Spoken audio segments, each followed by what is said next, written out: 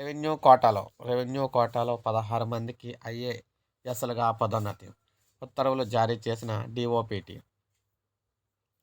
రాష్ట్రంలో రెవెన్యూ కోటాలో రికార్డు స్థాయిలో ఏకకాలంలో 16 మంది ఐఏఎస్లుగా పదోన్నతి పొందారు. గడిచిన 3 ఏళ్ల కాలానికి ఏర్పడిన ఖాళీలకు అనుగుణంగా పదోన్నతులు పొందిన వారి జాబితాను కేంద్రం ప్రకటించింది.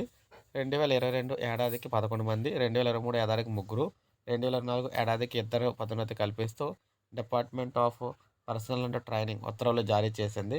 పదోన్నతులు పొందిన అధికారులు ఒకరు డిప్యూటీ కలెక్టర్గా ఉద్యోగంలో చేరగా 14 మంది 1995 గ్రూప్ 2A సర్వీసులో డిప్యూటీ తహసీల్దార్లుగా, ఒకరు గ్రూప్ 2B సర్వీసులో ఉద్యోగం జీవితం ప్రారంభించారు. అంచెలంచెలుగా ఎదుగుతూ 2011లో ఒకేసారి డిప్యూటీ కలెక్టర్గా పదోన్నతి పొందారు. తాజాగా 22, 23, 24 సంవత్సరాలు ఏర్పడిన ఖాళీలకు అనుగుణంగా ఆయా అధికారులకు పదోన్నతులు లభించాయి. రాష్ట్రం నుంచి ఒకేసారి 16 మంది ఐఏఎస్లుగా పదోన్నతి పొందడం ఇదే తొలిసారి.